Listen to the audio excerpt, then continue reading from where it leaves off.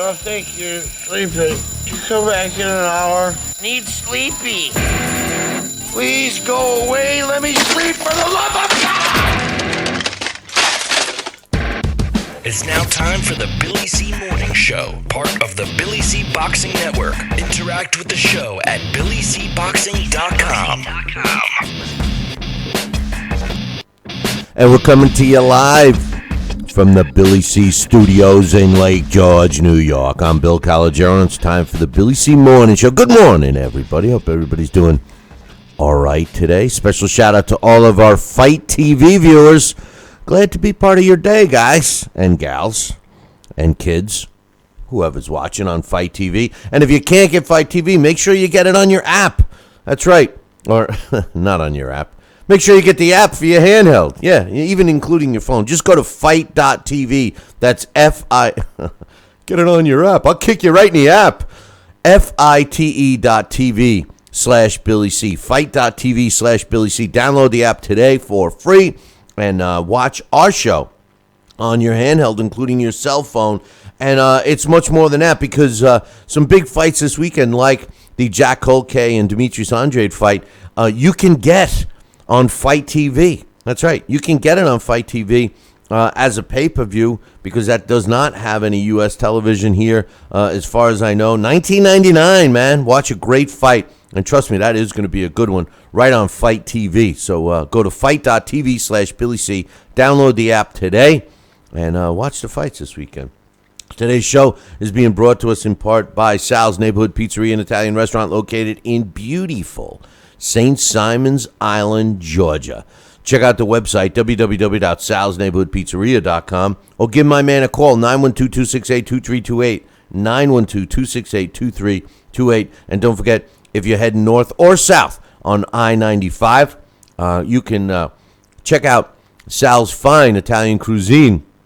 It's literally a 15-minute detour off of I-95. Check out the website for the address, www.salsneighborhoodpizzeria.com. Today's show is also being brought to us in part by the Turning Stone Resort and Casino and their next fight, which is tomorrow night, David Lemieux against Curtis Stevens. What a fight. I can't wait. I'm going to be ringside. I want you to go there, too. I was going to drop an F-bomb, but hey, listen, I want you to go there, too. That's right. Get yourself some tickets. There's still some tickets available. Visit our website, www.BillyCBoxing.com. and click on the fight poster, which is on the right-hand side. Don't forget to tell them Billy C sent you.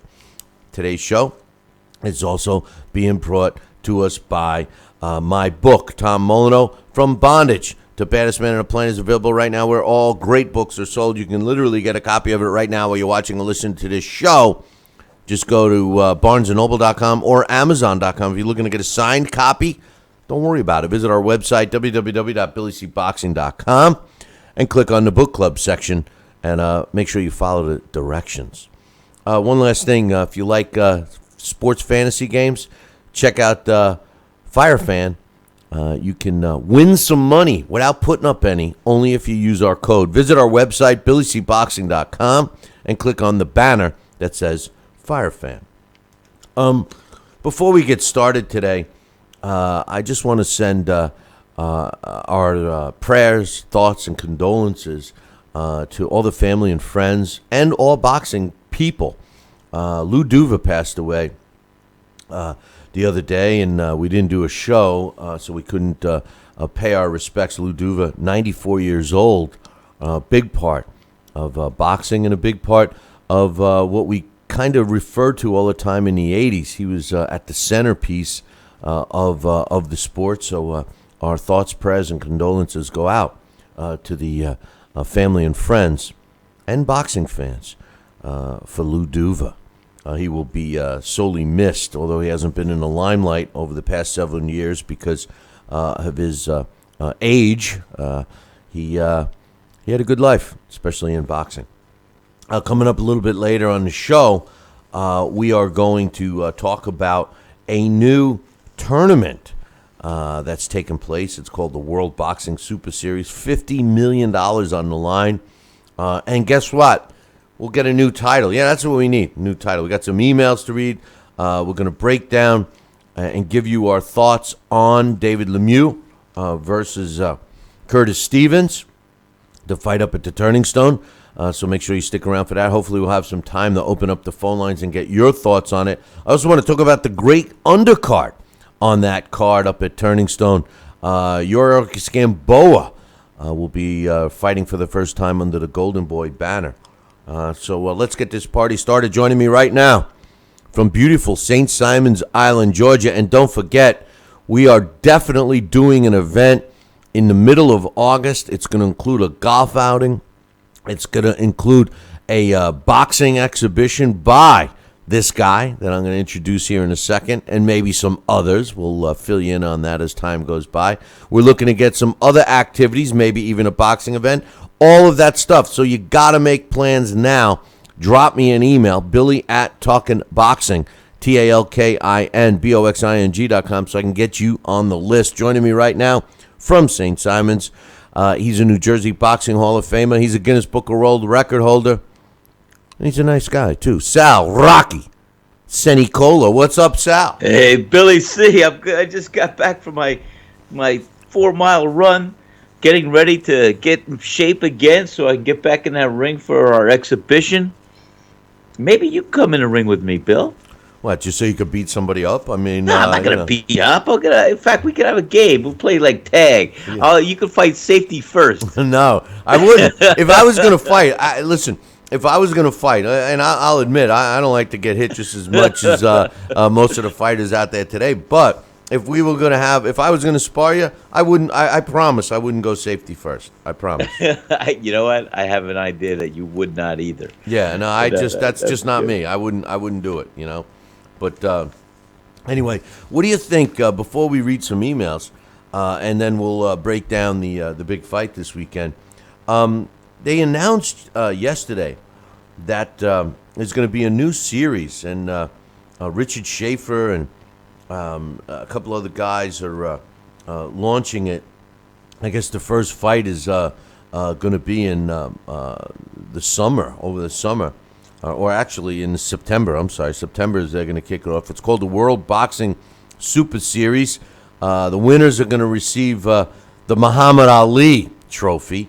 They're going to have a total prize money valued over $50 million. It's going to set up boxers 14 fights on 14 different nights in 2 weight classes. It's going to feature 16 fighters. It sounds like it's a variation of like the Super 6 tournament, except they're going to be spreading it between 2 divisions. What's your thoughts?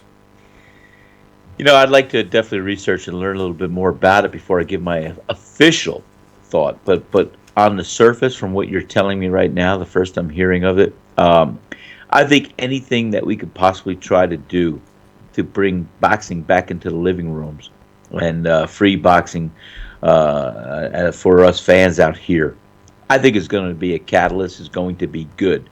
And, you used to have in the 70s and 80s, you had the ESPN tournaments, you had some round-robin tournaments, you had this one here. You see these fighters go through a gauntlet until there's finally just 2. And, yeah, I think any kind of highlight showcase for new young talent to come to the forefront, well, it's great for their careers because otherwise they'd be obscure and probably out of the limelight. But there's a good way to have an average fighter show what he's made of. That might not get a chance otherwise. So let's see what it could do. I like it. I want to learn more about it. But like I said, anything to give us an exposure of some great talent coming up, it's good. Let's read some emails because we got a lot of stuff to talk about in terms of the David Lemieux and Curtis Stevens fight, and of course Demetrius Andrade is fighting Jack Culcay over in England. Well, let's get going here. Jesse says, Billy, what's your thoughts on Tim Tebow playing baseball? He looks awful in spring training.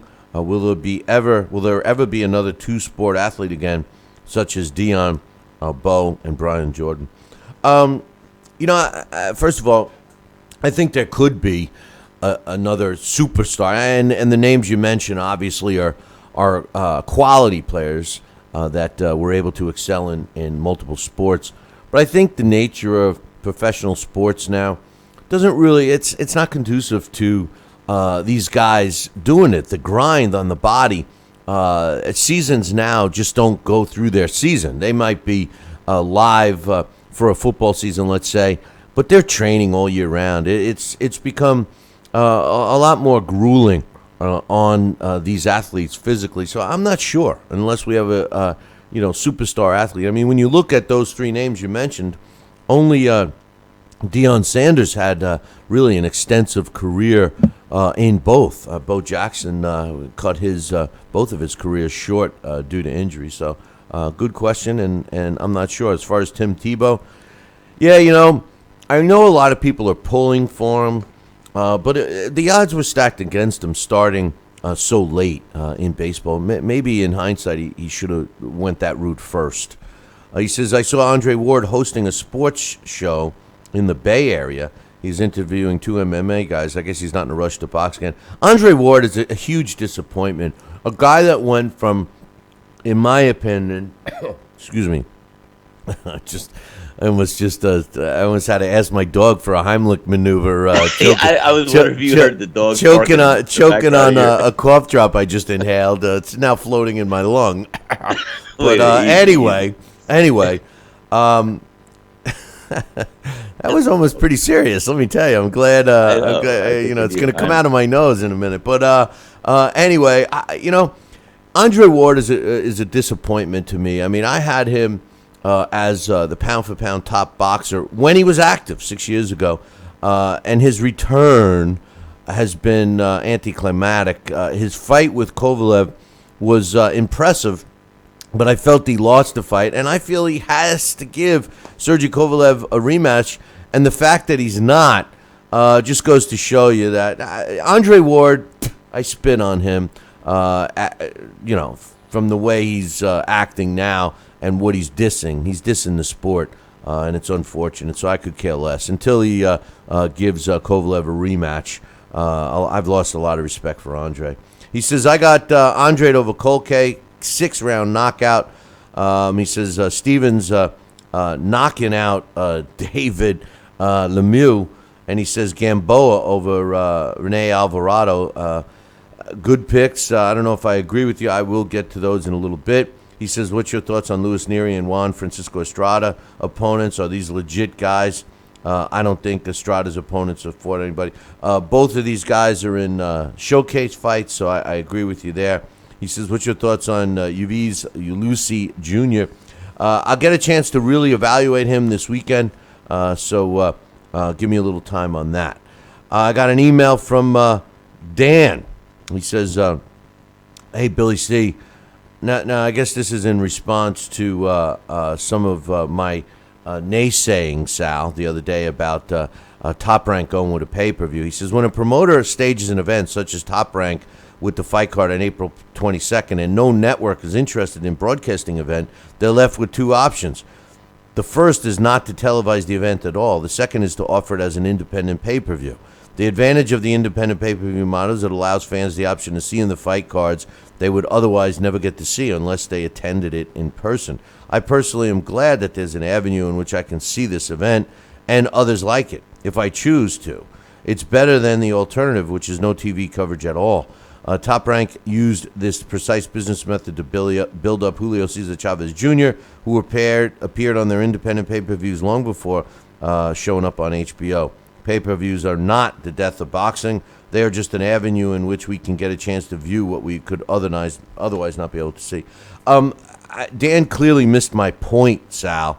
I'm not saying that pay-per-views I didn't say that the pay-per-views were the death of boxing, and I agree with Dan to a degree that when there's no other option, you should be able to get a pay-per-view. Like Fight TV offers inexpensive pay-per-views, access to fights you would otherwise not be able to get.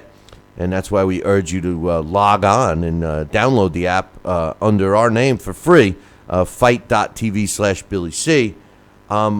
But my point the other day was that they are losing ground to the PBC, who's presenting their fights on free TV. That was my point. I was looking at it as a promoter against a promoter, not so much the pay-per-view aspect of it. I also believe that Top Rank is following the greed factor a little more. And what does that tell you when a television network has no interest in a pay-per-view? If it was a pay-per-view for, secondary audience, like Dan is referring to himself, I don't mean he's a secondary fan. I mean, secondary option. The price should be accordingly. This is going to be billed at a higher end price, and they're going to try to make it like it's a top pay-per-view model, which we're used to seeing like a Triple G fight or a Floyd Mayweather or Manny Pacquiao type fight as a pay-per-view. So that was my point. You have anything to add to that, Sal? Because I agree with Dan. I mean, if you have no other choice, it's better than nothing. But I didn't look at it that way with the Top Rank announcement. No, and that's just it. You and I, we grew up in an era where it was closed circuit TV, pay-per-view, if you will, and they were meant for the super fights. The hey, do you remember the titles they were given? The fight of the century. It had that kind of persona where it was a mega fight, and that kind of, well, use the word significance. Hey, that's our word. That's our word. I stole that from you. Was that plagiarizing? No. That's good. Well, I appreciate Dan's email, and he makes a good point. If people like him misunderstood me, that wasn't what I was saying. It wasn't the death. And I'll tell you the truth. Some of the big fights that were only available on pay-per-view did hurt the sport of boxing for a while. Thank God we're able to see a minutia of fights now, I like that word. There you go. Here we got another email. This one's from my man Dave. He says, I come from a small town called, now I murder everybody's name, but this is another Wales. Listen, I really just want to give an appreciation shout out to all of our viewers and listeners that are outside the U.S. because it just seems like, we've always had a strong presence outside the U.S., but it really seems like we're kicking it up a notch, especially in the UK. So I love you guys, and I've always said that the UK has been carrying boxing on their backs for quite some time. Anyway, sure my man Dave comes from Camerthan, which is in Wales. He says, I'm a huge boxing fan, and I follow mostly American fighters. Thurman and Porter, most of the 147-pound fighters. Also, the UK scene, few Welsh fighters. He's talking about Lee Selby and Andrew Selby. One quick question. What do you think of the talent in the UK? He's saying Kell Brook, Anthony Joshua, now Tony Bellew. Eddie Hearn has some talent for fighters as well as Frank Warren. Dave, you must be a new listener because, like I said, I love the UK fighters, specifically the ones you mentioned. I'm not that high on David Bellew yet, but we'll see how he comes. He just came off the great win over David Hay. But Anthony Joshua, Kell Brook, love these guys. I love the fact that the Brits seem to be, fighting the fights. They have no problem fighting tough fights. They fight each other, something the American fighters fail to do. And I think if it wasn't for the large pool of fighters out of the UK and their willingness to fight, I don't think boxing would be on the rise as it seems to be for 2017. What do you think, Sal? No, I think so too. I mean, we love the UK fighters, and as you were saying earlier, they don't avoid any fights that they want to jump in the ring with the best out there, and I mean that's something that we in America have to learn how to implement again into the mentality and the mindset of these fighters today. And that's what you're doing, challenging yourself, proving you're the best, wanting to get in a ring with the very best, and making sure that you can be the one that ousts your opponent. That's it. Yeah. But yeah, the UK fighters, I'm telling you, they've always been tough. Going way back, Alan Mittner, this one here, Barry McGuigan. I mean, you got some tough guys over there that have already laid the foundation decades ago, and they keep coming up to the surface. So I think we definitely need to give them an applause and thank them for being on board. One last email. This is from my man Willie. He says, I got a question for you. And Sal, the memory man. That's going to be your new nickname. He says, why is the WBA allowing IBF champion Anthony Joshua to fight number 2 Vlad Klitschko for the vacant title instead of Ortiz, who's ranked number 1 by the WBA. Doesn't seem right to me. Ortiz seems to be the most passed-by fighter in the heavyweight division, and I'd love to know why. Is it because he's too dangerous and regarded as too much of a risk? In other words, are they scared of him? How can a guy who's ranked number 1 by the WBA, number 2 by the WBC, and number 8 by the IBF, not be fighting Joshua for the title? And Willie is the greatest. He's self-proclaimed our greatest Welsh fan. Now we got lots of Welsh fans. I wonder who is truly our greatest fan from the UK. You got to remember something, Willie. Ortiz was the interim WBA heavyweight champion, and he gave up that belt. And, I think what happened was most people wanted to see, plus the powers that be, the money involved, Klitschko against Anthony Joshua. But Klitschko wanted to make it worth his while. So not only did he want to fight for Anthony Joshua's title, he wanted to get a shot at the WBA. Now, one other thing I think you forgot is that Tyson Fury had the super heavyweight or heavyweight super title, however you want to say it, for the WBA, and he and Klitschko were supposed to have a rematch to fight for that title. When Tyson Fury was stripped and backed out of the sport, so for at least temporary, as the word on the curb is now, Klitschko seemed to be the odd man out. So the WBA, feeling that Klitschko was the guy that deserved the shot at Tyson Fury with the rematch because it was in the contract, that they actually approved Anthony Joshua. Because if you look and see how the sanctioning bodies work today, a champion in another sanctioning body isn't even ranked. So that's what happened. Ortiz is in the mix to fight the winner of that fight. Because we all know Deontay Wilder is a buck.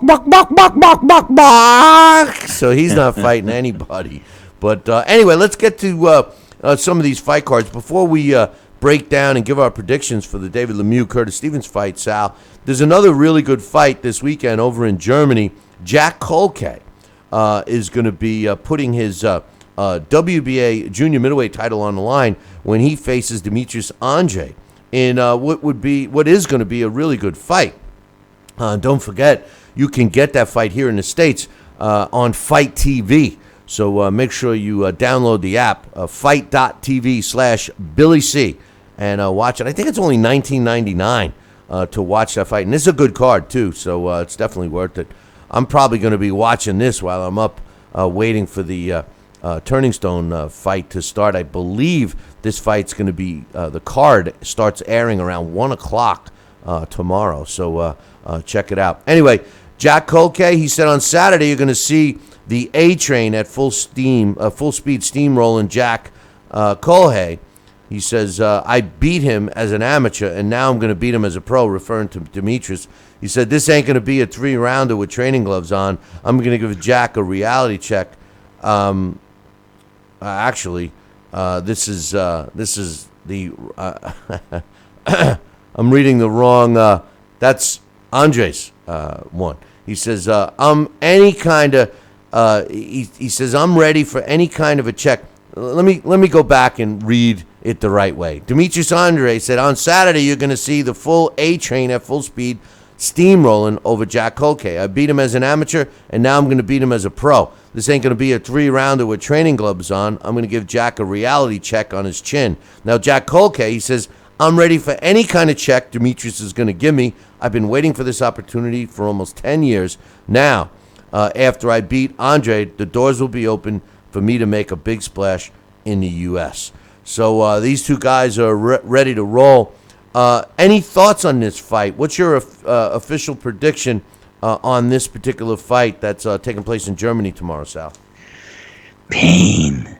No, I think I really think that I like Andre, and we'll see. It's going to be a good fight. It's going to be a very good fight, and I don't think they have to really reflect back to their amateur days. But you know what? We'll see. I think Andre is just a good fighter all around, and so is Culcay, and it's going to be a good one. But I'm just going with the Andre.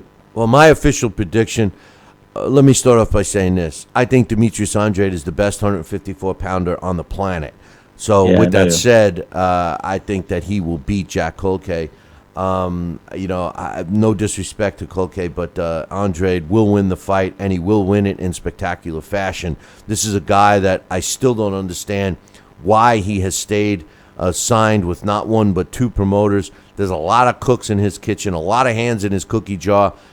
He's given up a lot of money, and both promoters, and Joe DeGuardia, he's a friend. I love the guy personally. He's one of them.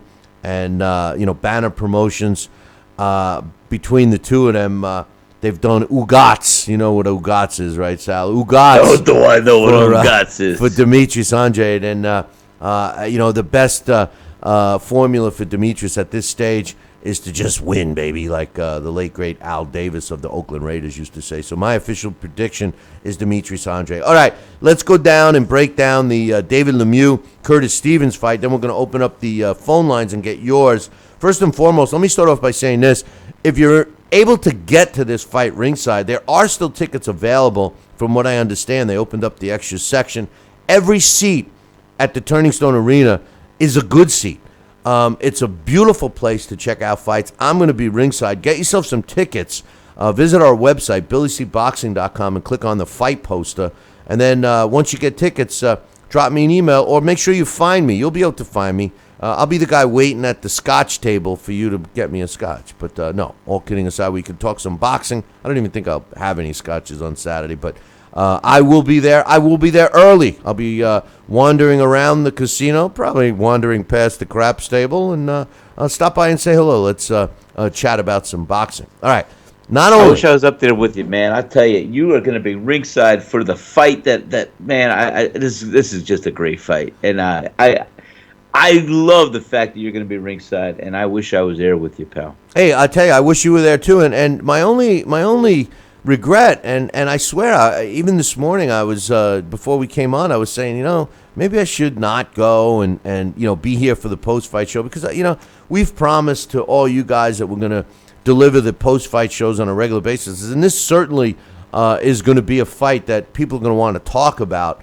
So I'm kind of torn for that, but the other televised fight on HBO besides David Lemieux is one of my favorite fighters. I know a lot of people have kind of been turned off by Gamboa, but I love Yorikis Gamboa. I've gotten to see him fight live a couple of times. One time at the Turning Stone, he was a little not that exciting of a fight, but I love this guy. And his record now 25-1. His only loss coming at the hands of who was it? Was it Broner? I think Broner beat him.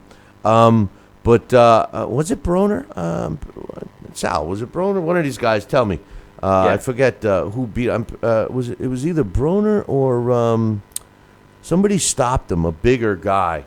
Somebody in the chat room, remind my aging mind who beat Gamboa. But anyway, I love the fight. He's fighting Alvarado, 24-7, 16 knockouts in the co-main event. Another fight on this card that will be there if you're live is Zach Ochea, 16-0 with 7 knockouts, taking on another undefeated fighter in the lightweight division, UV's Ulysses, who's 12-0 with 8 knockouts. It's going to be for a regional title. Diego De La Hoya will be on that card as well, and a bunch of other fighters. I mean, most of these fights, with the exception of one or two, are all putting. Oh, that's right, Terrence Crawford. Thank you, Dax. So I knew it could have been on Adrian Broner. Terrence Crawford knocked him out, and that was a great fight. I should have remembered that one. I think I'm starting to age a little bit. Don't say it. Catching up to you. But Gamboa, his only loss was to Terrence Crawford. But some great fights on this card. But as far as the David Lemieux, Curtis Stevens fight, David Lemieux, he's still young. He's 28-0, former world champion. 28 years old. Yeah, he's 28 years old. He's 36 wins, 32 coming by knockout. He's got 3 losses in which he was stopped twice. His first loss was kind of a shocker against Marco Antonio Rubio up in his hometown in Canada. He got stopped on ESPN in 2011, and then he followed that with a majority decision loss against Joanne Alcine, also in Canada. Then he kind of righted the ship a little bit, took 6 months off, and he's been on a tear, including winning the IBF World Middleweight title against Hassim Nadam when it was vacated. He had a big win over Gabe Rosado in 2014. And then he kind of got set up after doing so well. He was kind of in a position to fight the guy no one else wants to fight, Triple G, and got stopped in 2015. Now, he followed that up with 2 more wins. Glenn Tapia, he stopped in his first fight after the Triple G loss in May of last year. And then he fought again in October when he had a 10-round decision over Christian Fabian Rios. He's 28 years old, 5'9.5". Like I said, 36 wins with 3 losses. He's got an 82% knockout ratio. Now he steps in the ring with a guy that's 2.5 inches shorter than him at 5'7", in Curtis Stevens. He's also older. Stevens is 32 years old. Stevens is no slouch either. 29 wins, 21 coming by knockout with 5 losses. He too challenged and lost to Triple G in 2013. He's coming off 3 wins, or actually 3 wins out of his 4 fights. Now, he lost to Hassim Nadam, same guy that Lemieux won the title from, but he had a big win, quick win over Patrick Teixeira in 2016, in May of last year. And another big win was his last fight against James De La Rosa in Vegas in November. Curtis Stevens changed trainers, which I thought was his best move.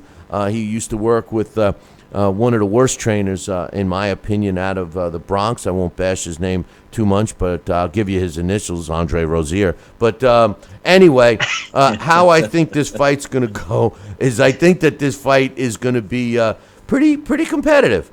You could bet money on one thing on this fight, that these guys are not going to be playing safety first. They're not going to have their hand raised by a decision. Right. It's not going to be a safety first approach. No.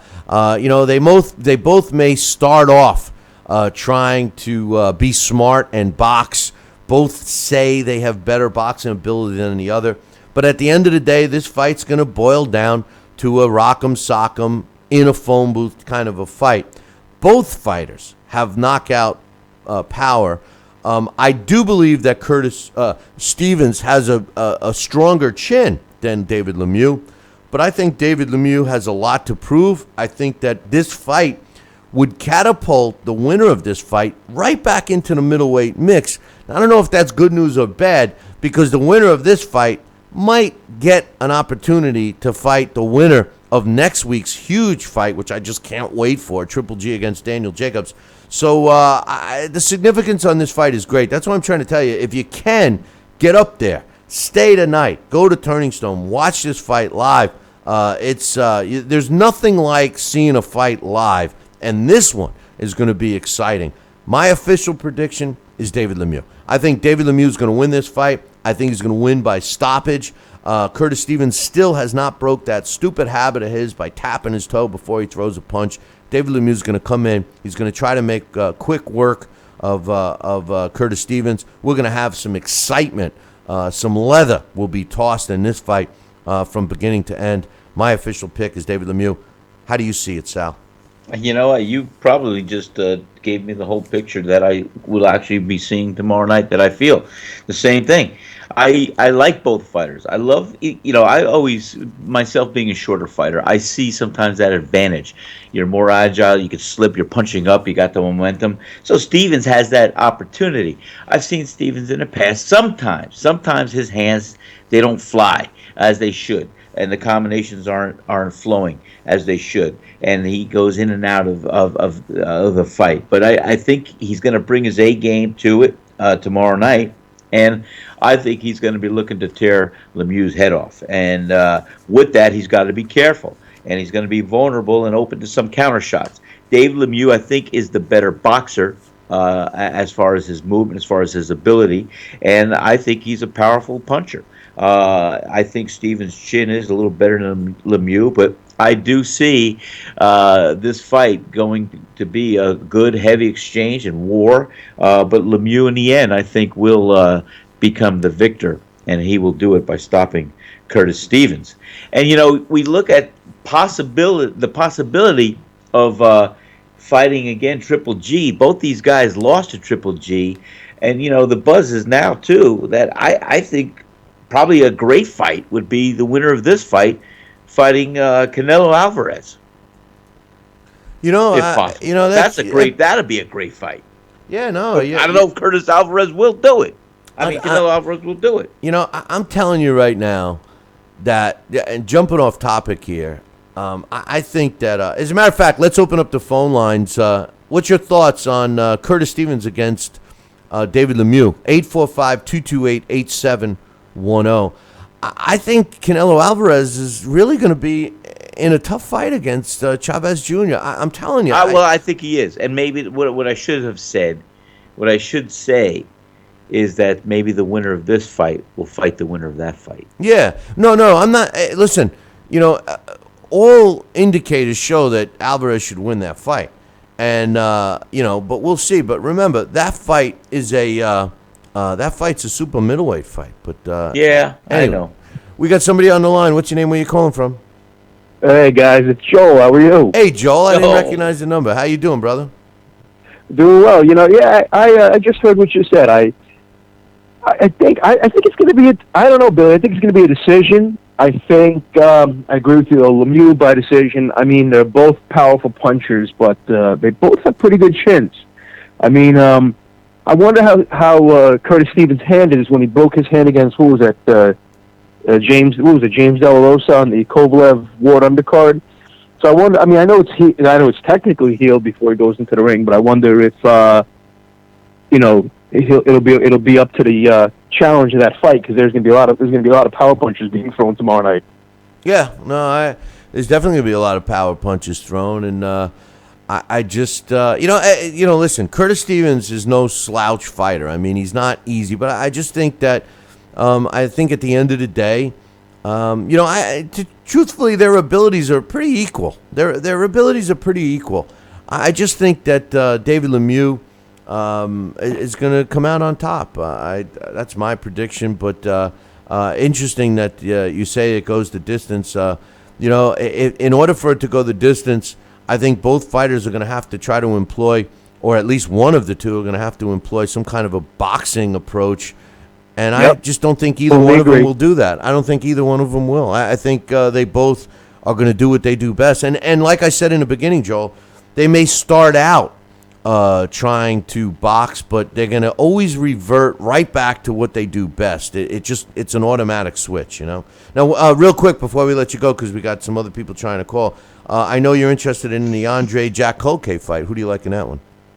I love Jack Culcay. I've been a fan of his for, 4 or 5 years now. But, yeah, I think Andrade Dak said it. He's going to roll through him. I agree. I think within 6 rounds he'll it's going to be bad. And I mean, what I got to say, Billy, is I looked on Fight TV, and, they're starting that. Actually, I don't know if you were talking about this. I heard you say something at 1 o'clock. They're actually starting, if that's what you were talking about, they're actually starting that broadcast on Fight TV at 11. I'm kind of contemplating ordering that because what I would assume is that if it's 11 a.m. our time, they're probably showing every fight, and that's every what fight. I like to see the whole card, the rookies. Yeah, no, they're showing the whole card. I'm telling you, download the app. Go to fight.tv/BillyC. I have it. Yep, I have it on my phone already. I'm looking forward to that. Leon Bowers on that card. I just want to, before you let me go, just want to ask you: Are you going to be at Turning Stone for the first fight, or is your schedule a little? You got to get there a little later. What's your timing for that? I love the undercard. I think the undercard is great. I'll be there early. I'll be eating and drinking, and I'll be there. I'll be there. I'll be there for the whole card. And as a matter of fact, I'm going to be watching. I thought I saw that it started at 1, but you know what? Maybe the co-main event starts at 1, but the broadcast and everything starts at 11. That's good news for me. I'll be watching it as soon as I get up there. I'm talking about the Culcay Andrade fight. I'll be watching on fight.tv/BillyC. Yeah. But I also heard that since you just said that there were a couple tickets left and that you would be at Turning Stone, I think all those tickets are gone now because you're there. You're bigger than the boxers. There. Yeah, You're the biggest celebrity there. right, yeah. The only draw I could do is stick draw. I could stick draw people, you know. I mean, even that.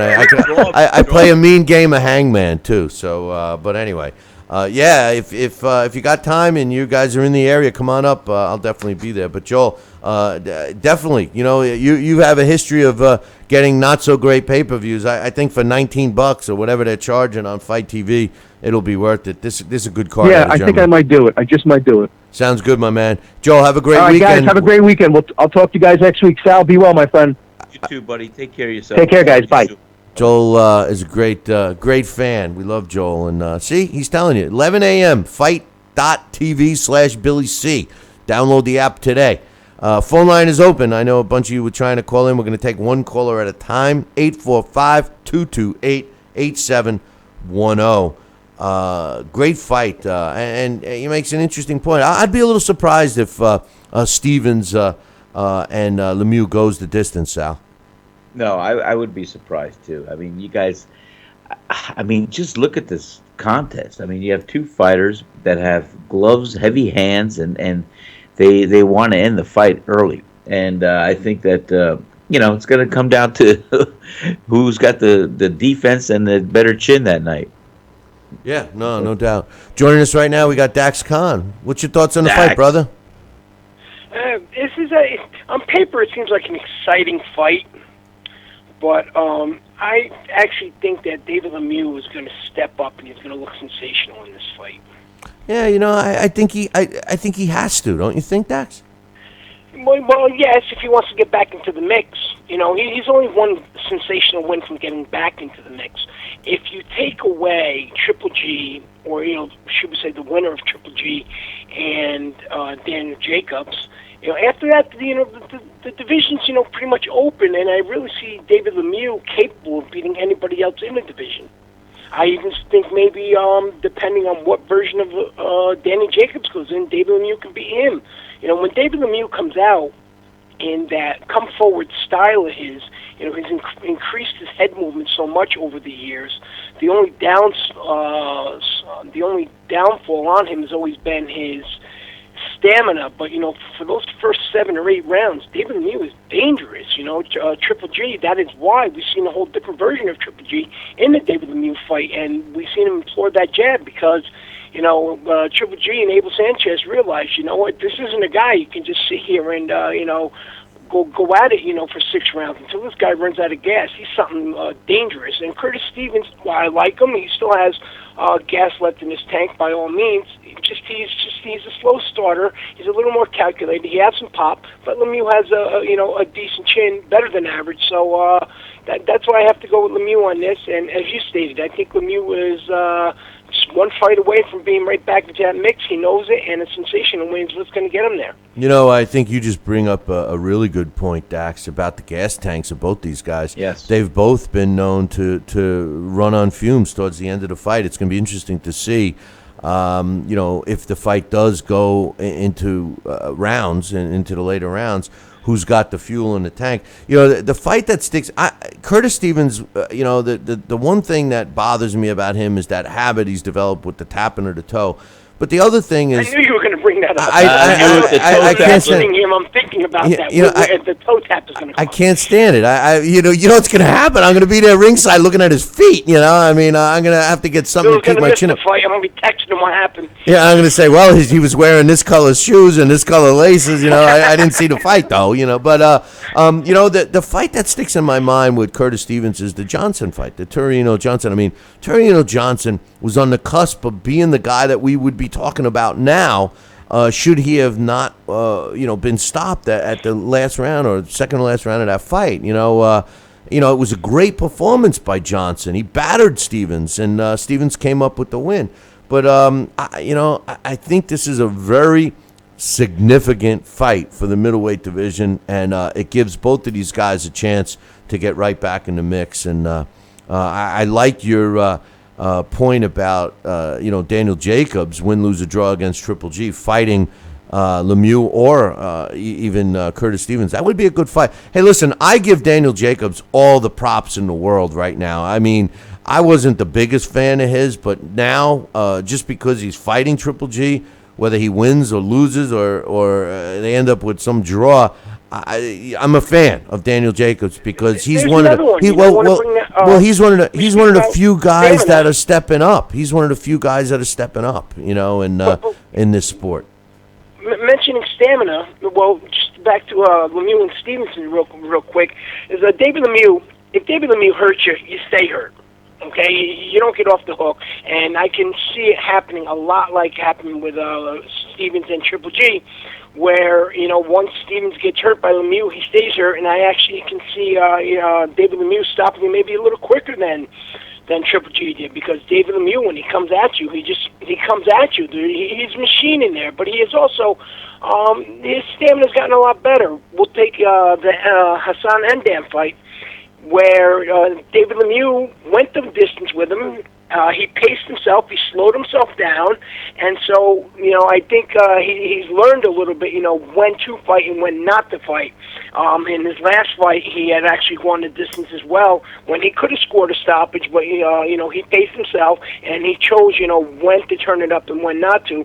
And as far as Curtis Stevens goes, he's a good boxer, but I really don't think he's as good of a boxer as David Lemieux, and he's not as hard of a puncher.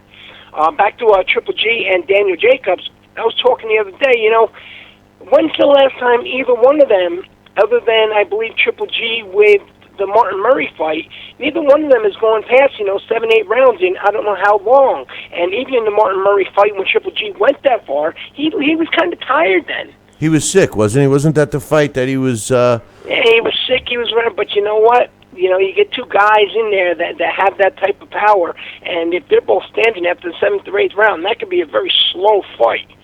Yeah, no, well, hey, listen, we'll be talking all next week on that fight. I can't get here quick enough. But what's your official prediction on the fight? I know you were leaning towards Lemieux. Did you give us an official prediction yet? Yeah, David Lemieux is going to win that. Absolutely. How about the Demetrius? Exciting, but David Lemieux is going to win. Just before we let you go, Demetrius Andrade, Jack Culcay, another fight. You're going to watch it on Fight TV? Yes, of course. Andrade is going to steamroll over him. Demetrius Andrade. And I said this for quite some time. If he had signed with a better promoter, Demetrius Andrade would be king of that division. I don't know if maybe the lack of activity has slowed him down a little bit.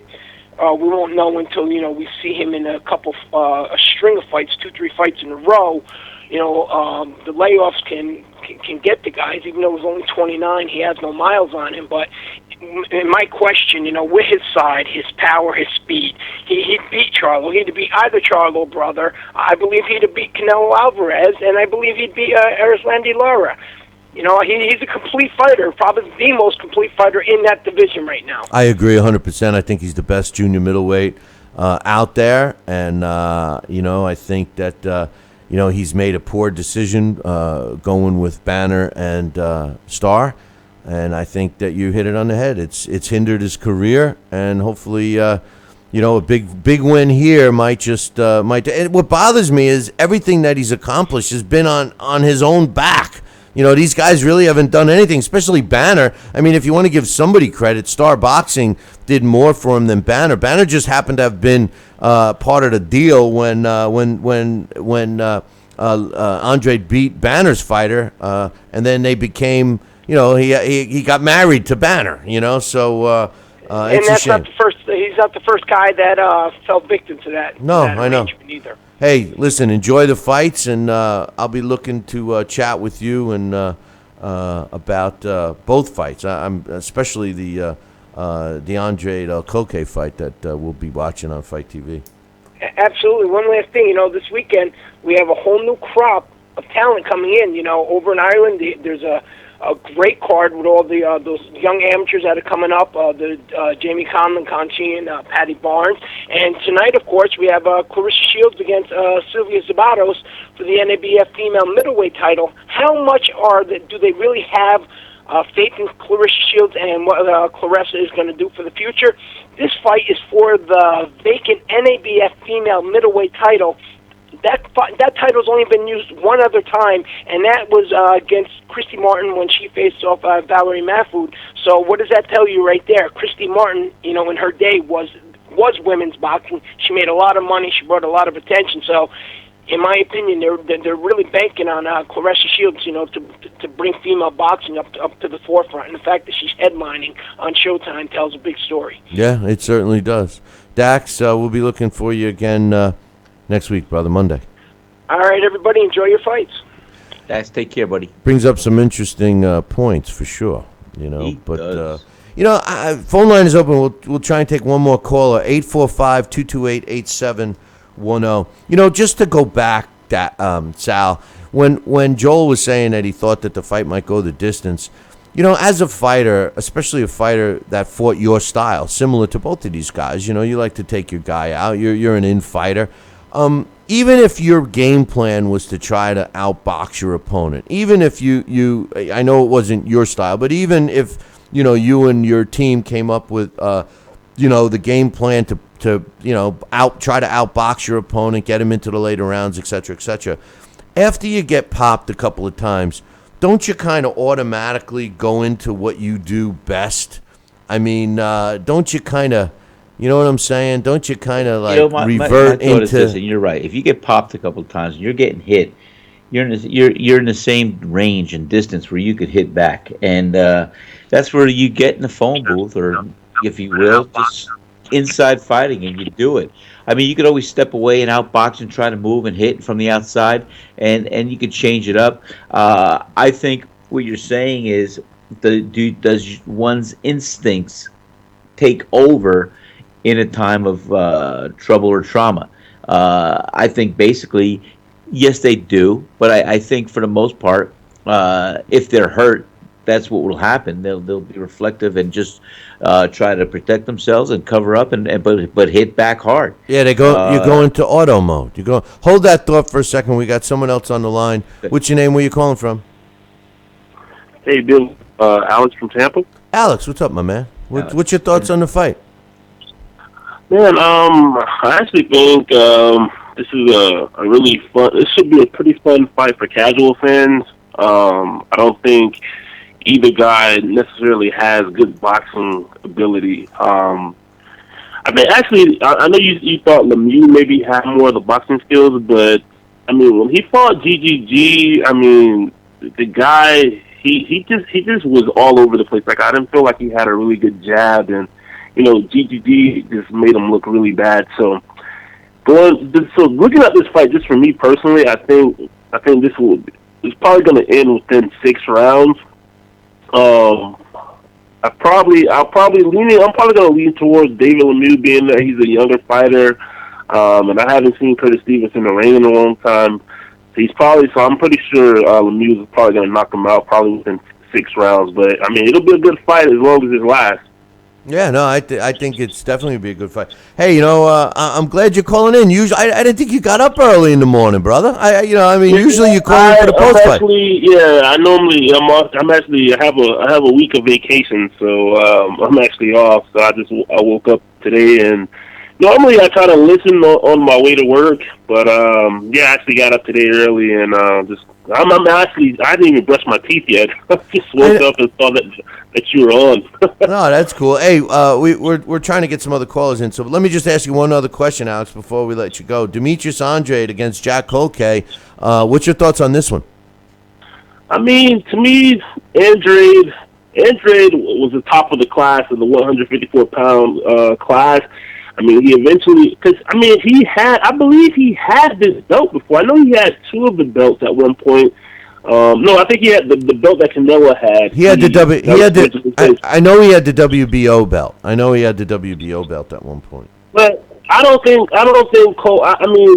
Culcay is talking about trying to avenge his amateur loss. I mean, Andrade is. I was just looking at the head-to-head, man. Andrade is just so much bigger than him.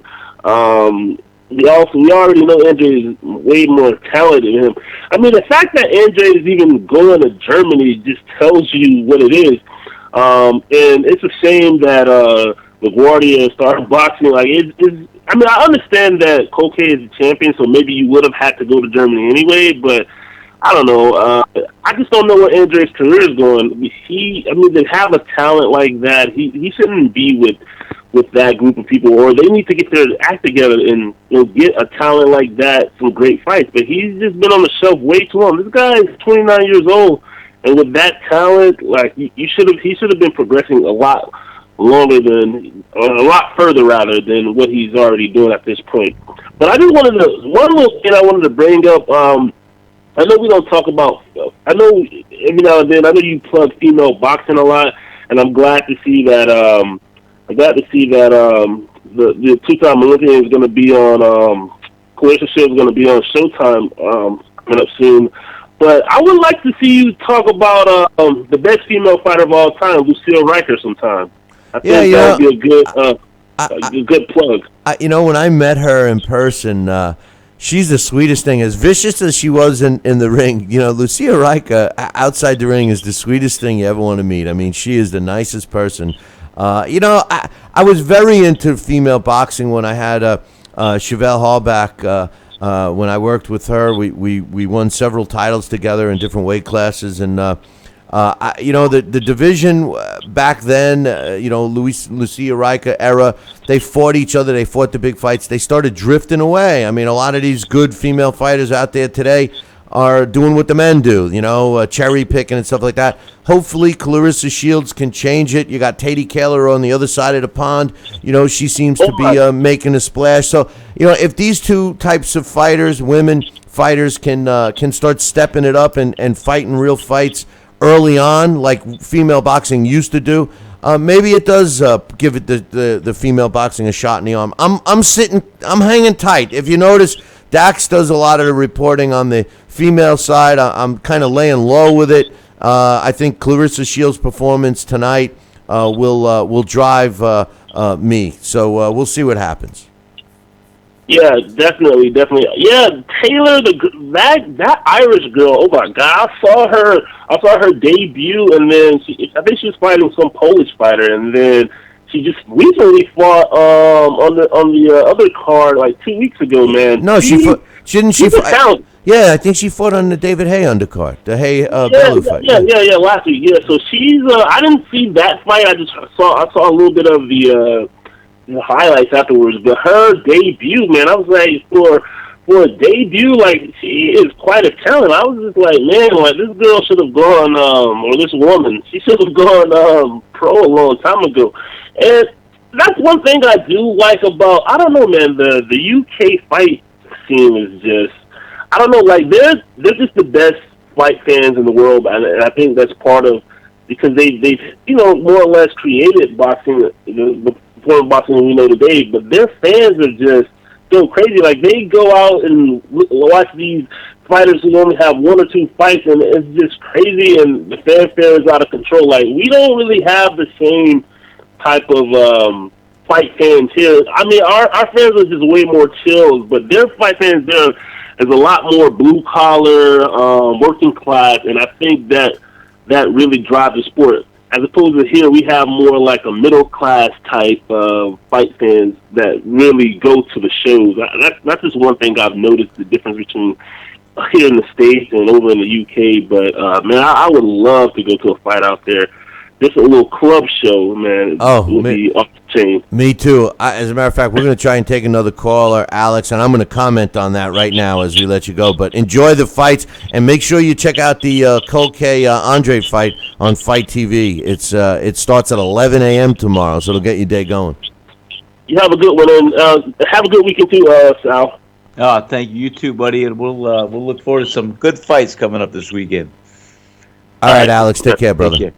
Thanks, he makes a great point, He does. Sal, because the truth of the matter is the UK fans, and he's right. I have never been to a fight in the UK. I've never been to the UK, and I've always felt that even if we did our show, this show, in the UK, even for a couple of days a week, I think that the fans would love it, but I think I would love it more. The difference between the UK fans, and Alex from Tampa made a great point, the difference between the UK fans, actually fans in Europe specifically compared to the U.S. is simple, and I've said this many times. They go to the fights. when you see They do. the audience, when they pan the audience, first of all, these arenas are packed. All right. The second thing is it's a diversified crowd. You got young people, old people, men, women, children, all different types of people, and they're having fun. They're partying, they're drinking, they're enjoying. Not that you need to, but enjoying themselves. And it's an event. They cheer. They're boisterous. That's what's different. With the United States fans, Floyd Mayweather, the biggest guy in terms of gross money and everything, he barely sells out the MGM, 15,000 people. The UK, they're selling out these arenas, 50,000, people in these arenas, Floyd Mayweather, 15,000. But what we do here in the States is we sit home and watch it on TV. That's the big difference between the UK and the US. And the other thing is you don't see as much of a diversified crowd in the U.S. What do you think? No, that's just it. I mean, you have the enthusiasm. These guys get up for the fights. They come out and they might as well be in a fight. They are that emotional about their guy that they come and support. We tend to be here too, but I think it's a little bit more festive. They make it more like an event that's an occasion to celebrate, and it is to that degree. Yeah, no, I mean they make it a night out. But they do. Just to finish the thought that I asked you before, Yes. Doesn't a fighter, when the going gets tough, when the fight, and when I said, after a fighter takes a couple of shots, that plan kind of goes out the window. It's not that the plan forcefully goes out the window, but don't you just shift into auto mode and you do what just comes naturally? And if you're a guy that likes to, fight in a phone booth, that's what you revert doing. I mean, I've seen it many, many times where you get a fighter trying to, go to a new thing that they learned in the gym, and all of a sudden, maybe they get dropped, maybe something happens, and bam, next thing you know, the guy is right back to what he's been doing so long. The key to success, at least in my opinion, Sal, is to do things automatically, not to have to think about doing stuff. I mean, how many times do we talk after a fight and we say, it looked like the guy was thinking too much in there. Before he let his hands go, he thinks, do I got to do this? I got to keep my hand up. I got to get around his punch. I got to do this. Versus a guy that just is doing things automatically. What's your thoughts? Well, you just hit on some real good points. A fighter, he's got to drill and he's got to learn. He's got to, if he's looking to change his style or learn something, it's got to become innate. It can't be something you think about. I mean, maybe at first you do, but it becomes part of your arsenal. So you do own it. But yeah, when push comes to shove and you're going to get hit in the head with a bat, you're going to fight. And you do what you can to survive, and you're going to throw punches. You're going to try to protect yourself. But the bottom line is you're going to kind of go back and do what you know you can do. And with the clarity, it's everybody's different, Bill. Everybody's different. But I think for the most part, what you're saying is, you could learn how to do a different style or implement some different strategy, but you do also have at your core level fused into you what you know to do or how to do it the best, and that's usually where we all wind up. Yeah, no, that's what I think. I mean, it just happens automatically. So. Hey, like I keep telling you guys, if you're wondering what to do this weekend, don't forget, come on up to the Turning Stone. It's going to be a great fight card. They are broadcasting it on HBO, but there's nothing like watching a fight, especially of this magnitude. David Lemieux against Curtis Stevens, and Gamboa returns to the ring under the Golden Boy banner for the first time, and a really good undercard. Check it out. Come and get some tickets. There are still some seats available from what I understand, but you got to order them now. You can get right to the ticket box office by visiting our website, BillyCBoxing.com, and click on the fight poster. You won't regret it. Trust me. It's a great place. It is. It's really good. And for everybody looking to get their Boxing Saturday started, make sure you download the Fight TV app. Go to fight.tv. That's FITE.tv/Billy C. Download the app and then you get to watch the Culcay Andrade fight live from Germany, and I think they're only charging $20, $19.99 from what I understand, which is a steal. On this day, March 10th in 1972, Peppermint Patty. Oh no, I'm sorry. Peppermint Frazier. Peppermint Patty flips Charlie Brown when he goes to kick the field goal, like he always does. I love that. That poor bastard. He never got that. I don't know if you ever saw. I don't know if you ever saw the what was it? The Family Guy episode when he was doing the roundhouse kicks to everybody, and he takes Peppermint Patty. And oh no, actually, it wasn't Peppermint Patty. That's Lucy that was doing that with Charlie Brown, right? I don't know. Yeah, I think it was probably Lucy, because Lucy was like that kind of neighborhood antagonist. Yeah, no, it was Lucy. She was always in a mix. The one where she, every time he would go to kick the ball, she'd move the ball out of his way. So she teased the guy. Oh yeah, well, she'd say, "No, I'm not going to do that. I'm not going to do that." Hey, you want to see me do something? Watch this. Yeah, but then the Family Guy episode where he's kicking everybody all during the episode, and finally he gets Lucy and Charlie Brown, and he's kicking the hell out of Lucy, and he goes, "Go ahead, Charlie, kick the ball." It was funny. It's a real good one. Anyway, on this day, March 10th, see where my mind is. I'm a cartoon guy, On this day, March 10th, 1972, Peppermint Frazier wins a 15-round decision over Nicolino Loche to win the WBA junior welterweight title. Took place in Panama City. On this day in 1944, Sal Bartolo wins a 15-round decision over Phil Terranova to win the NBA World Featherweight title, and that took place in Boston. On this day, in 1990, Yul Woo Lee wins a 12, not to be confused with Wooly, but Yul Woo Lee wins a 12-round decision over Jesus Rojas to win the WBA flyweight title. That took place in Korea. On this day, in 1990, Welcome Nikita wins a 12-round decision over Fabrice Beneklan to win the IBF Junior Featherweight title. Took place in Tel Aviv. On this day in 1989, Fabrice Benachoy wins a 12-round decision over Jose Sanabria to win the IBF Junior Featherweight title. Took place in France. And that's what took place on this day, March 10th, in boxing history. Sal, any final thoughts before we go into this weekend? And I'll tell you, I do feel terrible that we're not doing a post-fight show, but don't worry about it. We're going to be doing an extended post-fight show next week after the Triple G and Daniel Jacobs fight. I wish I was going to be doing this post-fight show down there with you next week. Me too. I mean, we could possibly do that. Hop on a plane, fly down, and we'll talk about that. No, you better. If that's going to happen, you better hurry up. But anyway, what's your final thoughts? Let me tell you something. I liked David Lemieux for a long time now. I see in him a fighter that is not only a good boxer, but has a good pop. He's not afraid to trade punches. He's not afraid to getting hit. And you know what? He was willing to go in the ring with Triple G. I thought early rounds there, I think, what did the fight last? About 7 rounds?